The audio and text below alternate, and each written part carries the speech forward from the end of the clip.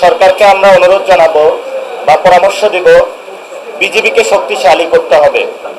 আমি সীমান্ত এলাকায় গিয়েছিলাম, শূন্য রেখা যেটা, সেখানে হলো ধান ক্ষেতের মধ্যে ভারত হলো পুশিং করতেছে বাংলাদেশে, এবং খুবই মানবতার জীবনযাপন করছে তারা। যেখানে হলো তারা বাংলাদেশিদের কাছে খাবার চাচ্ছে, কেউ পানি চাচ্ছে।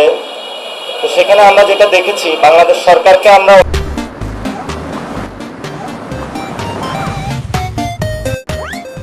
অনুরোধ জানাবো বা পরামর্শ দিব, বিজেপিকে শক্তিশালী করতে হবে। আমরা ইতিমধ্যে দেখেছি আমাদের বিজেপিতে ড্রোন ডেপ্লয়মেন্ট হয়েছে, বিভিন্ন নতুন ভেহিকল পেট্রোল কার ডেপ্লয়মেন্ট করেছে সরকার। প্রায় 60,000 বিজেপি হলে বর্ডারে ডেপ্লয়মেন্ট হয়েছে। আমরা মনে করি সরকার আরও শক্তিশালী পদক্ষেপ নেবে, কারণ আমাদের বিজেপিকে যদি আমরা শক্তিশালী না করতে পারি তাহলে পুশিং রুখে আমাদের সম্ভব নয়। দ্বিতীয়ত যে বিষয়, আমরা পুরো বাংলাদেশের জনগণকে আহ্বান জানাবো, সীমান্ত এলাকা আপনারা বাংলাদেশের পক্ষ থেকে একটা মানব প্রাচীর তৈরি করেন।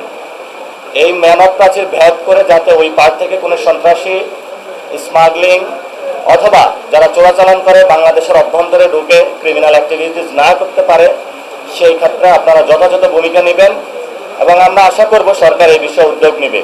তবে আমি যেটা দেখে এসেছি, সরকারের ভূমিকা সীমান্তে খুবই অপ্রতুল এবং সরকার সীমান্তে নজরদারির ক্ষেত্রে খুবই স্বল্প ভূমিকা পালন করছে।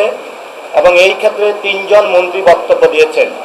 স্বরাষ্ট্রমন্ত্রী সালাউদ্দিন সাহেব বলেছেন ওইখানে লেথাল উইপনে যে হত্যাকাণ্ড হয় এটা বর্ডার কিলিং না, কিন্তু উনি যে বক্তব্য দিয়েছেন এটা সত্য নয়, সেটা আমরা প্রত্যাখ্যান করছি।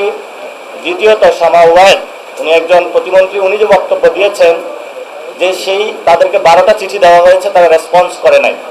তা আমরা মনে করব যে রেসপন্স যদি না করে তাহলে পররাষ্ট্রনীতির ক্ষেত্রে আরো একটু নতজানু থেকে সরে সঠিক পররাষ্ট্রনীতি নেওয়া, উদ্যোগ নেওয়া সরকারকে প্রয়োজন।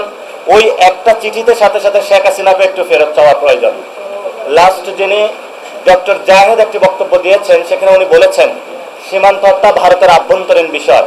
আমরা সর্বদা এই বক্তব্য প্রত্যাখ্যান করছি, কারণ আপনার সীমান্তে যখন উত্তেজনা হচ্ছে, সেখান থেকে অবৈধ বাংলাদেশি বলে আমাদেরকে পাঠানো হচ্ছে বাংলাদেশে, তাহলে উনি যে বক্তব্য দিয়েছেন এটা শুধু ভারতের আভ্যন্তরীণ বিষয় নয়, এখানে বাংলাদেশের মানুষের জীবন সংগ্রাম, বাংলাদেশের সার্বভৌমত্ব জড়িত রয়েছে।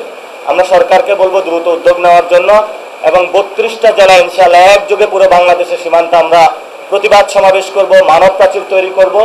বাংলাদেশ আবার দেখিয়ে দিবে 71 সালে যেভাবে হলো আমরা বাংলাদেশের সার্বভৌমত্ব রক্ষার জন্য ঝাঁপিয়ে পড়েছিলাম, তেমনিভাবে এই সময়ে যদি কোনো রাষ্ট্র, সন্ত্রাসী গোষ্ঠী বা সন্ত্রাসী বাহিনী বাংলাদেশের সার্বভৌমত্বকে লঙ্ঘন করতে চায়, আমরা হলো আমাদের সর্বোচ্চটা দিয়ে বাংলাদেশের মানুষকে নিয়ে ঐক্যবদ্ধভাবে আমাদের সীমান্ত রক্ষা করব।